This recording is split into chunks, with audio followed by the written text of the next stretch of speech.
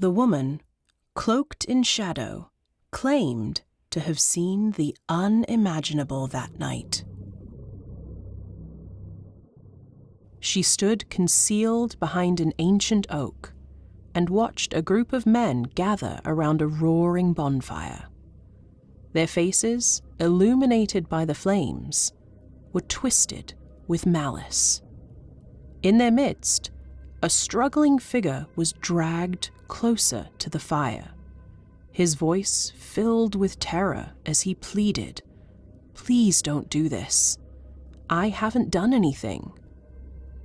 The forest seemed to hold its breath as the scene unfolded, every rustle of leaves and crackle of fire heightening the dread. Desperate cries pierced the darkness, mingling with cruel laughter that chilled Bertha to the bone. She could hear the ringleader's gravelly voice cutting through the night, declaring, "This is the end for you. You won't see another dawn." Bertha's heart pounded in her chest as she realized the gravity of the situation. Hidden in the shadows, she listened to the final, anguished cries of the man, his voice breaking as he screamed, "No, please have mercy." Slowly those cries faded into an oppressive silence. The darkness around her felt alive with malevolence. The memory of that night seared into her mind forever.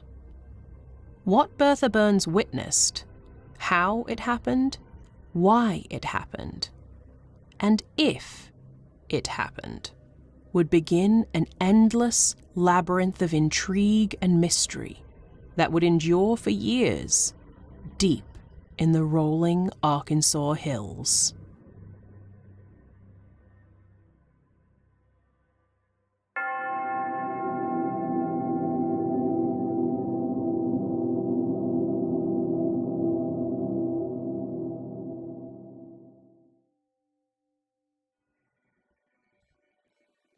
In that rugged expanse, where the winds carry the scent of pine and the ancient earth holds secrets untold, life in 1929 was a precious balance between resilience and desperation.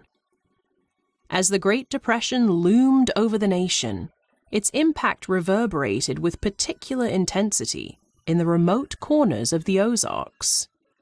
There, amidst the rolling hills and winding rivers, families eked out a living from the land, their existence tethered to the whims of weather and fortune. But as the economy faltered and jobs vanished like morning mist, the people of this isolated region found themselves grappling with a new kind of hardship that tested their physical endurance and spiritual fortitude. In the wake of economic collapse, those hills became a landscape of stark contrasts, a patchwork of verdant valleys and barren homesteads, where the promise of prosperity had withered like crops left untended. Desperation hung heavy in the air.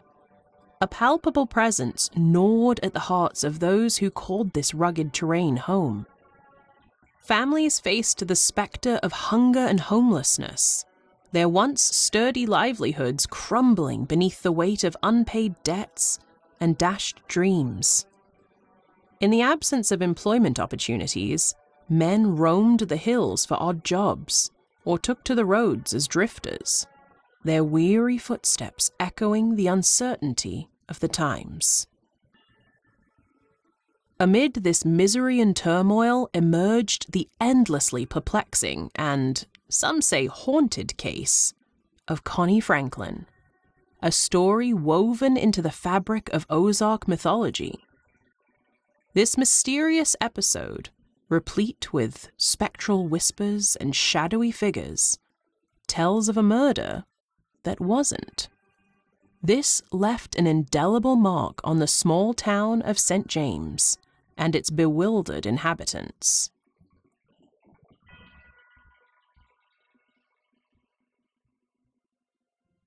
Connie Franklin, a wandering soul with an air of mystery, arrived in St. James like a gust of wind.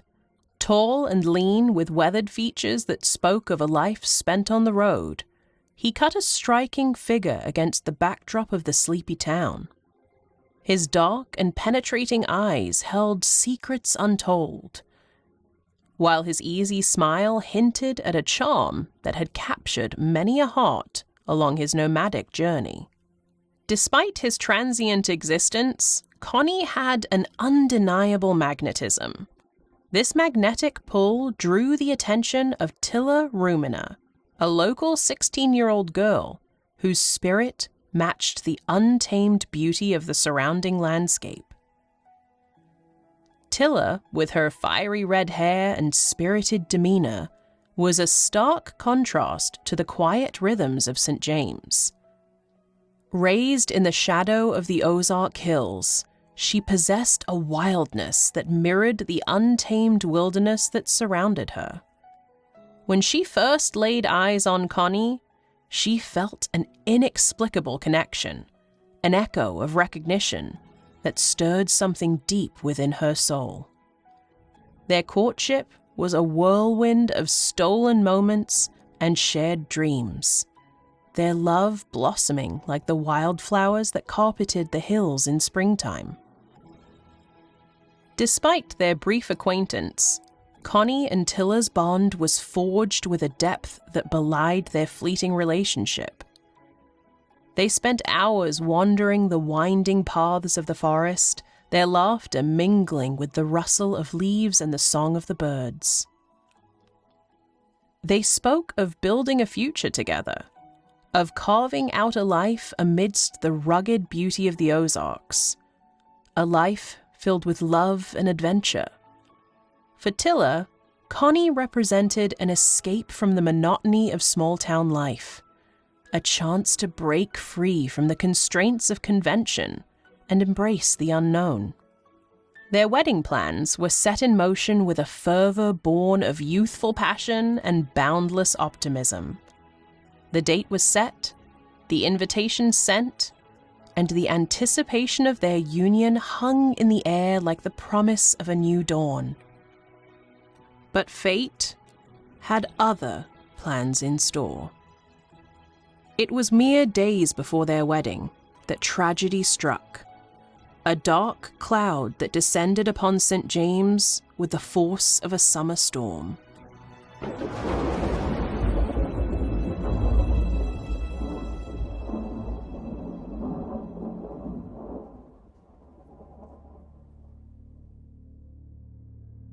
Some months later, Tilla Rumina stumbled into the sheriff's office, her words tumbling out in a frantic rush. She recounted the harrowing events, the abduction of her fiancé, Connie Franklin, by a group of masked men, the savage beating inflicted upon him, and the infernal blaze that consumed him in its fiery embrace. Her voice trembled as she described the cacophony of sounds that had assaulted her senses.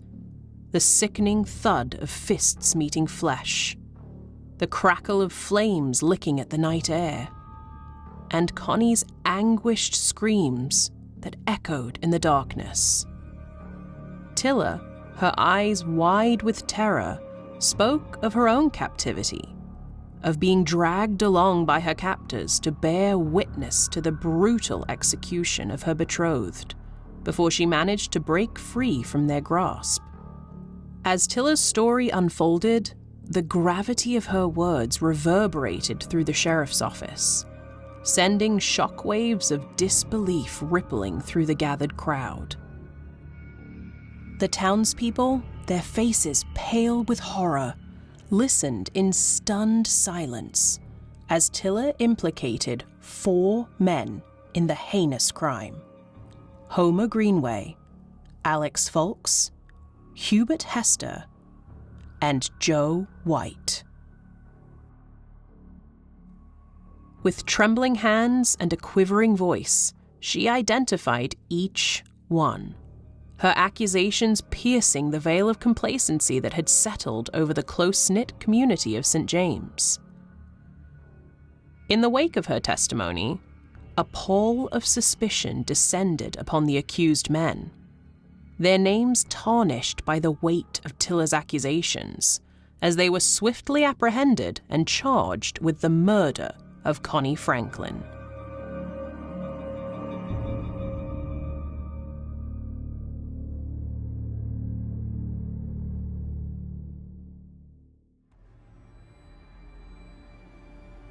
The trial that followed became the stuff of legend.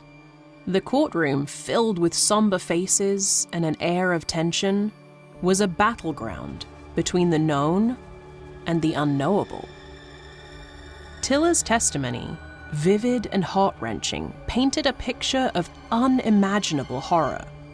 She described the location of the murder with precision, pointing out landmarks that matched the site where blood-stained rocks and ashes were later found. Her words conjured images of a fiery inferno and a helpless victim whose life was snuffed out in a brutal act of violence.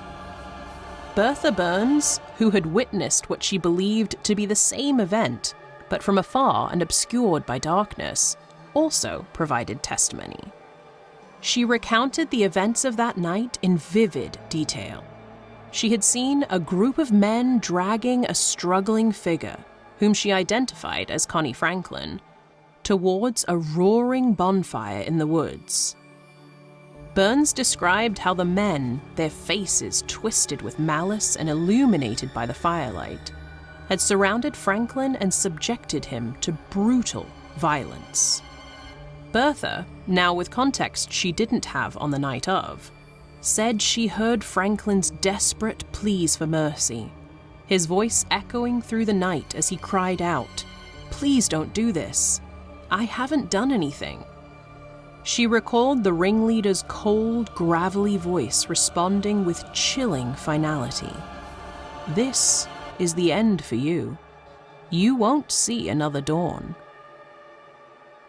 Her testimony included the unbearable sounds of Franklin's final screams as the men allegedly burned his body. Bertha's account painted a grim picture of the night in question, providing the court with a first-hand narrative of the events leading up to Franklin's death.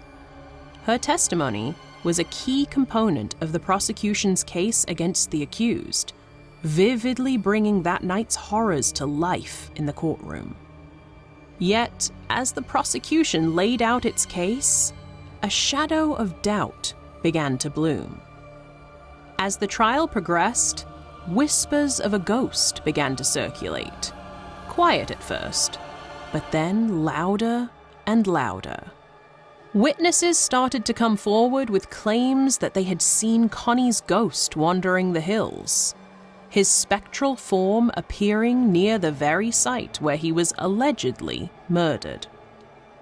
Initially dismissed as the product of overactive imaginations, these sightings soon gained more attention as credible citizens added their accounts to the growing list of eerie encounters.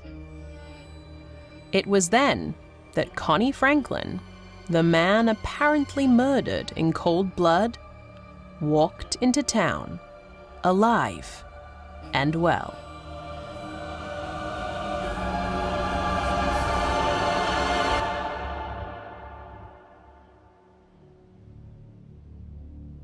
The shock of his reappearance rippled through St. James like a seismic wave.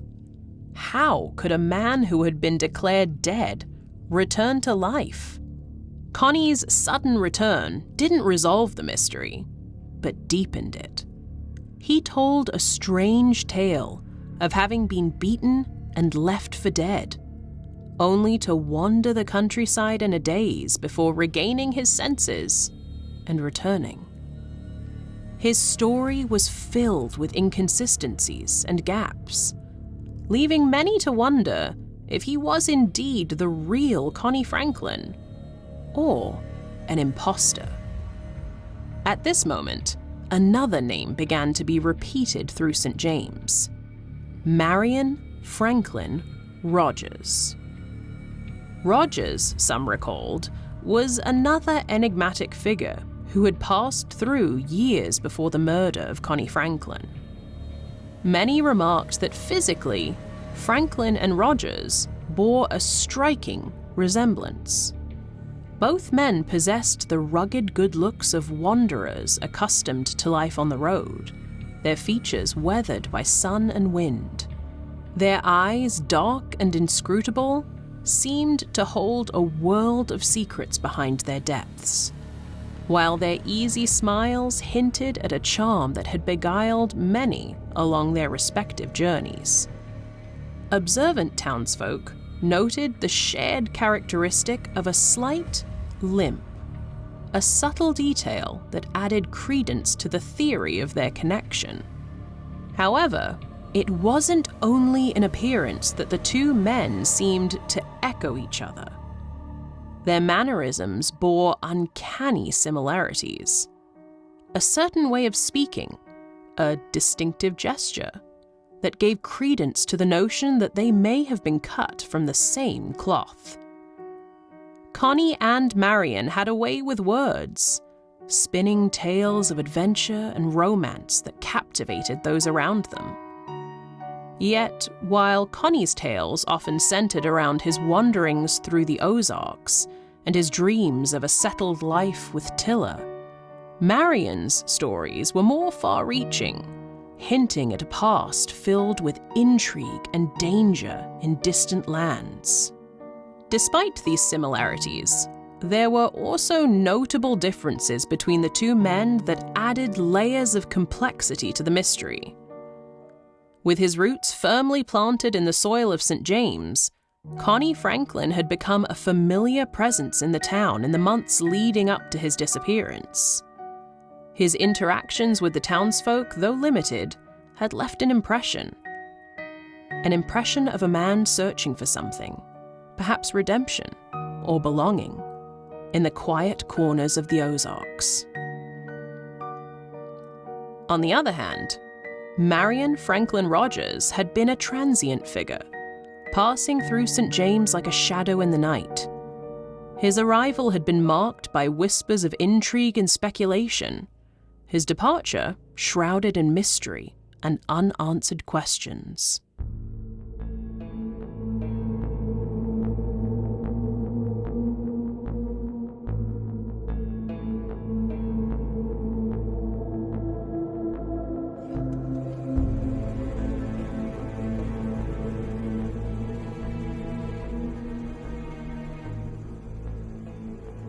As the town grappled with the possibility of a connection between Franklin and Rogers, they found themselves confronted with more questions than answers. Now steeped in an even greater enigma, the trial continued with a new focus: the identity and authenticity of the man claiming to be Connie. Some swore it was him. His knowledge of the intimate details of Tiller's life and their courtship also supported his claim. Others, however, insisted he was a fraud, a man exploiting the chaos for reasons unknown. Suspicions about this man's true identity were fueled by several factors. Firstly, his story of survival seemed implausible. Moreover, his memory was suspiciously selective, and he struggled to provide coherent answers to questions about his past. The real Connie Franklin was known to be an elusive figure, a drifter with a murky history, which made the task of verifying his identity even more challenging. Further complicating matters was the revelation that Connie Franklin had previously used multiple aliases and had a history of disappearing for extended periods. This history of deception cast a long shadow of doubt over his claim.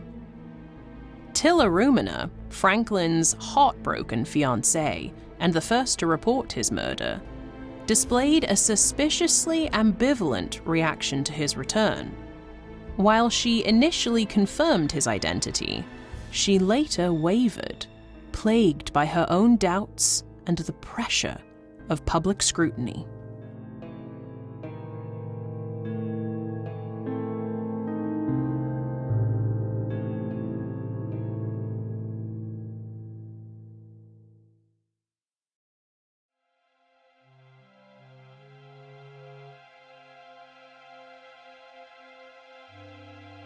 As the trial dragged on, the men accused of Franklin's murder found themselves caught in a surreal, Kafkaesque nightmare, not simply claiming their innocence for the murder, but that the murder never took place. The community, already rattled by their economic hardship, was now engulfed in a web of paranoia and suspicion. The prosecution's case, initially airtight, began unraveling under the unexpected twist's weight. The defense attorneys capitalized on the confusion, arguing that the entire case was built on shaky ground, with no corpse to confirm a murder had even occurred. Ultimately, the 4 men tried for the murder of Connie Franklin were acquitted, the case collapsing under the weight of an ever-expanding series of unknowns and question marks. The courtroom drama concluded, but the questions lingered. What really happened to Connie Franklin during his disappearance? Was he a victim of a brutal attack? And what of the ghostly figure reported in the Ozark Hills? Some claimed it was the specter of the real Connie, still seeking justice, while others believed it was a manifestation of the collective fear and guilt of the town.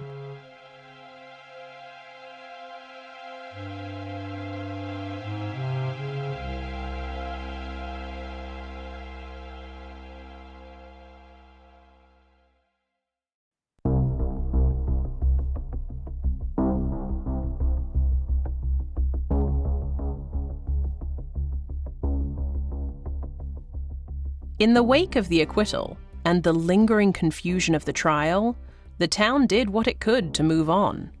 The parties returned to their lives, and, as expected for a small town in the Ozarks in 1930, very little record exists of what happened to those involved as the months and years wore on. The newspapers left town. No murder, no trial, no story.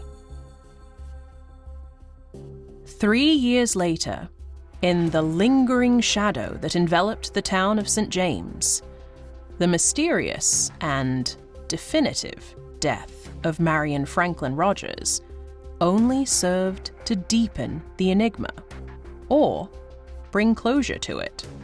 It depends on your point of view. Rogers was found lying beside a road outside Clarendon and succumbed to exposure 3 days later. His death was attributed to complications from appendicitis. Despite this tragic conclusion to his story, the lingering question persisted. Was Marion Franklin Rogers Connie Franklin? Or were they 2 separate men whose lives intersected at a place where neither could be called to account? As the years passed, and the whispers faded into the quiet hum of memory, the truth remained elusive, a tantalizing enigma that taunted those who sought to unravel the mystery of the Arkansas Hills.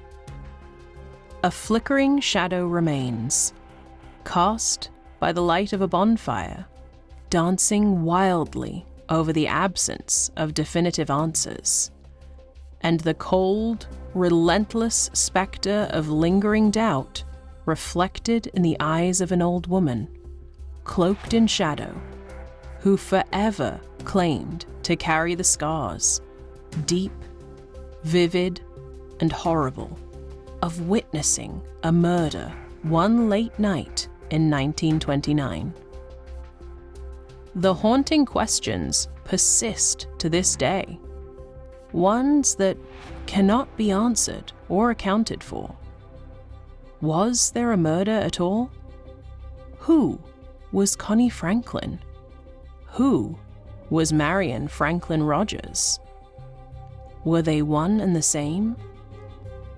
Did Tilla Rumina lie? And why?